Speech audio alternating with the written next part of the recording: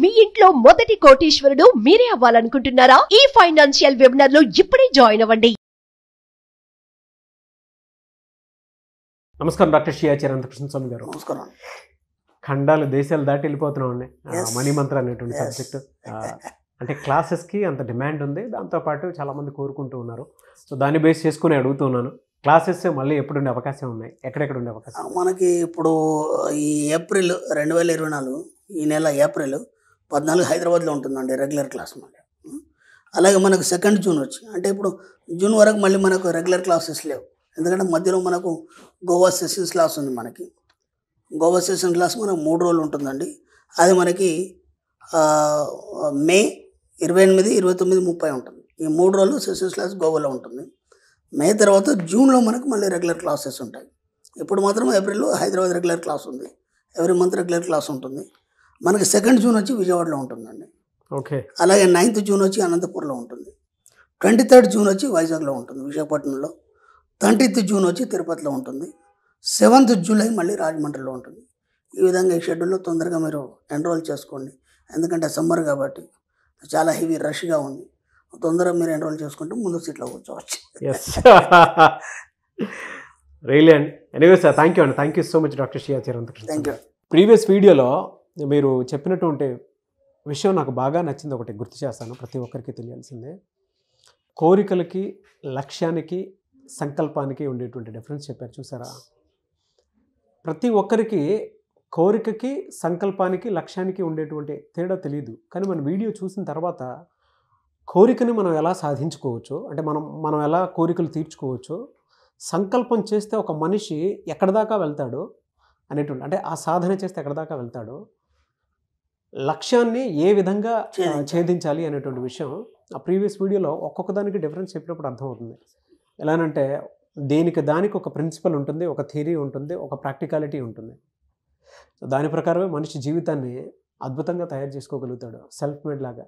And ఇంకొక వీడియోలో ఒక మాట కూడా అన్నారు, సత్యాన్ని మనం ఎప్పుడైతే చూస్తూ ఉంటామో, అంటే ఆ సత్యం ఒకటి తెలుస్తుంది మనకి, యూనివర్స్కి మనం ఏమి ఇస్తామో అదే మనకు తిరిగిస్తుంది.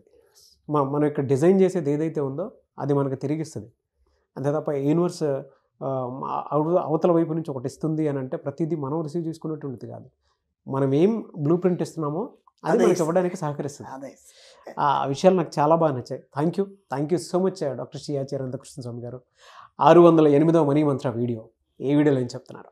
ఇప్పుడు మనకి ఇంతకుముందు కూడా మనం ఏమనుకున్నామంటే డబ్బు సంపద ఐశ్వర్యం అంటే, ఆ డబ్బు సంపద ఐశ్వర్యం అంటే పేర్లు విన్నాము ఎన్నోసార్లు, కానీ దానికి దీనికి డిఫరెన్స్ ఏందో మనకు తెలియదు. అలా ఇంతకుముందు చెప్పుకున్నట్టు లక్ష్యం కానీ సంకల్పం కానీ అవి ఏంటి అనేది తేడా తెలిసినప్పుడు కదా మనం కరెక్ట్ దాన్ని అఫర్మ్ చేయగలుగుతాం. అప్పుడు కదా మనకు దాంట్లో క్లారిటీ వస్తుంది. లేకపోతే ఏమవుతుంది, మనం ఏదో చేసేస్తాం, ఎందుకు కావట్లేదు అనే ఒక ఈ దాంట్లో టైం అంతా వేస్ట్ అయిపోతుంది. కాబట్టి సబ్జెక్టులు లోతుకి వెళ్ళినప్పుడు ఏమవుతుంది అంటే పర్టికులర్గా ఇదేంది అదేంది అనేది మనం తెలుసుకోవడం జరుగుతుంది. ఈ వీడియోలో నేను కొన్ని అఫర్మేషన్స్ ఇవ్వదలుచుకున్నాను మన వాళ్ళకి. ఎందుకంటే దాదాపు మనము ఒక 700-800 వీడియోల దాకా వచ్చినాం. కొన్ని వీడియోలో మనం సబ్జెక్ట్ని కూడా మనం ఇవ్వడం జరిగింది, దాని ద్వారా చాలా మార్పులు వచ్చినాయి. అలాగే ఇప్పుడు ఈ వీడియోలో నేను ఒక 4 అఫర్మేషన్స్ ఇవ్వదలుచుకున్నాను. మీరు ఇంకా క్లాస్ దాకా రాలేదు, జస్ట్ వీడియోలో వింటున్నారు, ఈ అఫర్మేషన్ చేసుకోండి, మీ జీవితంలో మార్పు వస్తుంది ఖచ్చితంగా. ఓకే. ఫస్ట్ అఫర్మేషన్ ఏదైతే ఉందో, ఫస్ట్ నేను ఎంతైనా సంపాదించగలను, నేను ఎంతైనా ఖర్చు పెట్టగలను. రోజు ఉదయమా సాయంత్రమా మీకు ఎప్పుడు మైండ్ ఫ్రీ ఉంటుంది. ఇక్కడ నేను ఒక విషయం చెప్పేది ఏంటంటే, మన సబ్జెక్ట్ అంతా ఎప్పుడు పనిచేస్తుంది అంటే ముందు నువ్వు పీస్ అయిపోవాలి. అంటే నువ్వు ప్రశాంతంగా కూర్చొని ఎలాంటి ఆలోచన లేని ఆలోచన రహిత స్థితి ఏర్పడ్డ తర్వాత మీ సబ్కాన్షియస్ మేల్కొంటుంది. అప్పుడే మీరు చెప్పింది పట్టుకుంటుంది. కానీ హడావుడిలో ఉండి ఏదో పనిలో ఉండి ఏదో చేస్తే కాదు. లేదా ఏదో పనిలో ఉన్నారు, మీరు ఇప్పుడు ఆఫీస్లో ఉన్నారు, లేకపోతే వంట చేస్తున్నారు, లేకపోతే టీవీ చూస్తున్నారు, లేకపోతే ఇంకేదో పని చేస్తున్నారు.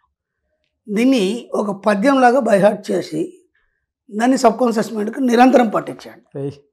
ఒక ప్రాక్టీస్ ఎలా ఉంటుందంటే, ఇప్పుడు మనం ఒక జపం చేస్తాం, మంత్ర జపం చేసినప్పుడు ఏం చేస్తామంటే దానికి కొన్ని సిస్టమ్స్ ఉంటాయి. మంత్ర జపంలో కొన్ని సిస్టమ్ ఉంటాయి. దాంట్లో అజపజపం అని ఉంటుంది మనకి. అజపజపం అన్నప్పుడు దానికి ఎలాంటి కండిషన్స్ ఉండవు, అర్థమైంది. ఎందుకంటే మనం నియమ నిష్టలతో కూర్చొని చేయాలంటే ఈ రోజుల్లో మనకు టైం లేదు కాబట్టి అజపం అని చెప్పేసి గురువు ఒక మంత్రం ఇస్తే దాన్ని ఏ టైంలోనైనా ఎలాగైనా చేయొచ్చు. దానికి ఎలాంటి కండిషన్స్ ఉండవు. అంటే స్నానం చేసి చేయాలి, ముట్టుడు అంటుడు కానీ ఇట్లాంటివి ఏమి ఉండవు. అలాగే మన అఫర్మేషన్స్ 2 రకాలు చేయొచ్చు. ఒకటి ప్రశాంతంగా కూర్చొని మీకు ఎప్పుడు పీస్ ఉంటే అప్పుడు ఈ అఫర్మేషన్ చేయొచ్చు. లేదు వీటిని మీ జీవితంలో ఒక భాగం చేసుకోవచ్చు. ఎలా చేసినా మీకు పని చేస్తుంది. ఇప్పుడు మీరు ఏమన్నారు, నేను ఎంతైనా సంపాదించగలను, నేను ఎంతైనా ఖర్చు పెట్టగలను. ఓకే, తర్వాత నెక్స్ట్ అఫర్మేషన్ వచ్చి అన్ని రకాల బిల్లులను సమయంలోపు చెల్లించినందుకు విశ్వానికి కృతజ్ఞతలు. ఓకేనా, ఈ ఒక వర్డ్. ఇవి మనకు నిత్య జీవితంలో చాలా అవసరం ఈ అఫర్మేషన్స్. అందుకే నేనేం చేశానంటే మనకి ఏవైతే ఎక్కువ అవసరమో అవే ఒక 4 మనకి అఫర్మేషన్స్ చెప్పడం జరిగింది. ఇవి ఖచ్చితంగా ప్రతి వాళ్ళకి అవసరమైంది. మూడోది ఏంటంటే నేను ఎంతైనా డబ్బుని హ్యాండిల్ చేయగలను, ఎంత డబ్బు అయినా నేను హ్యాండిల్ చేయగలను. ఓకేనా, ఇవన్నీ నేను మళ్ళీ తర్వాత మీకు ఎక్స్ప్లెయిన్ చేస్తాను. ఓకే, నెంబర్ 4 వచ్చి నేను ఎల్లప్పుడూ సమృద్ధి సౌభాగ్యాన్ని కలిగి ఉన్నందుకు విశ్వానికి కృతజ్ఞత. వాట్ ఏ క్లారిటీ అండి అఫర్మేషన్స్. అర్థమైంది. ఇప్పుడు ఫస్ట్ అఫర్మేషన్ మనం తీసుకుంటే నేను ఎంతైనా సంపాదించగలను, ఎంతైనా ఖర్చు పెట్టగలను. ఇప్పటివరకు ఏమైందంటే మన జీవితంలో డబ్బు మీ దగ్గరికి ఎందుకు రావట్లేదంటే మీరు ఒక లిమిట్ పెట్టుకున్నారు. ఓకేనా, ఒక శాలరీ కానీ లేదంటే మీరు చేసే పని వల్ల నాకు ఇంతే వస్తుంది, లేదంటే నెలకు నేను ₹1,00,000 సంపాదించగలను.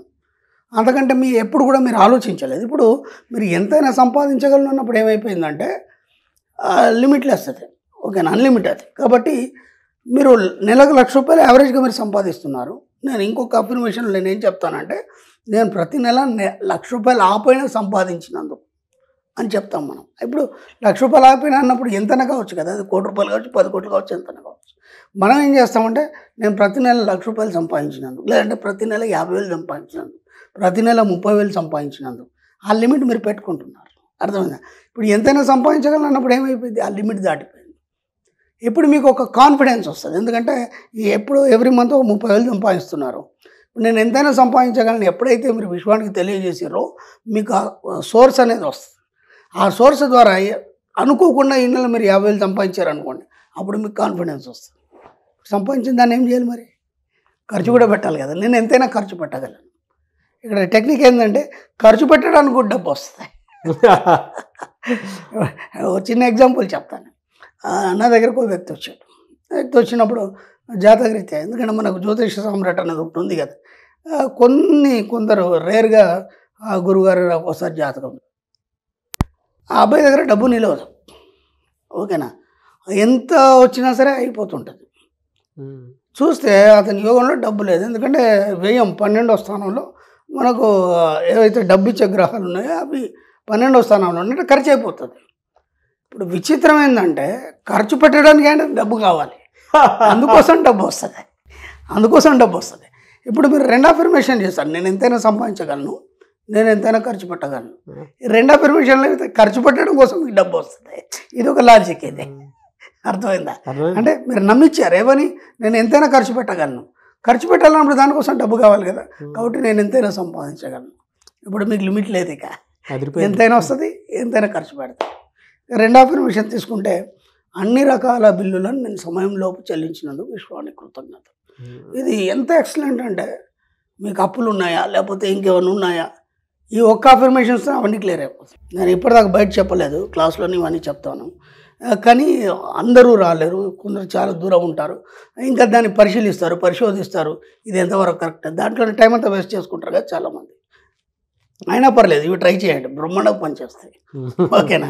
ఇప్పుడు ఏమన్నారంటే మీరు, మనం ఎవరైనా ఒక రెంట్ కట్టాలి, ఒక కొత్త ఇంటికి మనం రెంట్ కోసం పోయాం.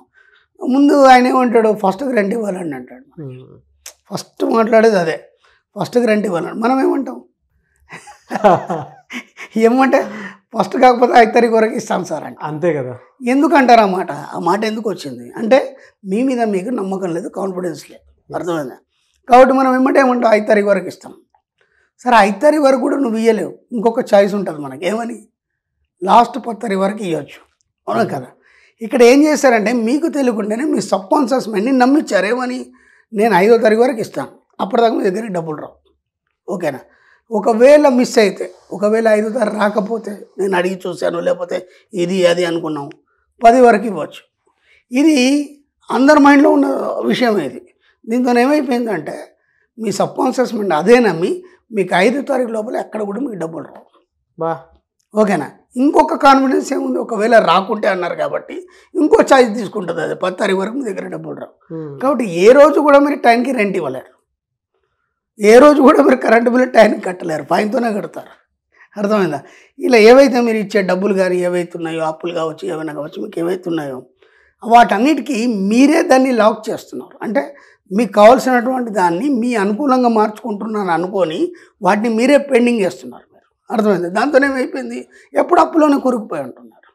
ఇప్పుడు సమయంలోపు చెల్లిస్తున్నందుకు అని ఎప్పుడైతే చెప్పారో దానికి మీ సబ్కాన్షియస్ మైండ్ అంగీకరించి సమయంలోపు ఎక్కడి నుంచో మీకు డబ్బులు అరేంజ్ చేయడం జరుగుతుంది. ఓకేనా? ఎంతోమంది ఎన్నో విషయాల్లో చాలామంది మన దగ్గర ఎన్నో అచీవ్మెంట్స్ చెప్పారు. ఇవాళ మొత్తం అప్పులు కట్టేస్తారు, చాలా హ్యాపీగా ఉన్నారు.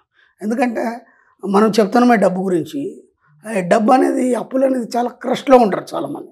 ఎంత గొప్పడైనా సరే ఆ డబ్బు విషయానికి వచ్చేసరికి అంటే పాపం అదంతా కూడా తగ్గిపోవడం జరుగుతుంది. కాబట్టి ఇది ఒక అఫర్మేషన్ చేయండి, మీ అప్పులన్నీ పోతాయి, అలాగే అన్నీ క్లియర్ అయిపోతాయి, టైం లోపల బిల్లులన్నీ చెల్లిస్తారు. అర్థమైంది? దాంతో ఏమవుతుంది, మీ సబ్కాన్షియస్ మైండ్ నమ్మి మీ అప్పులన్నీ పోయి ఇక నుంచి మీరు ఎంతైనా సంపాదించగలరు, ఎంతైనా ఖర్చు పెట్టాలి. దీన్ని దాంతో అన్వయించుకున్నప్పుడు ఇది అయిపోయిందంటే అది వచ్చేసినట్టే కదా.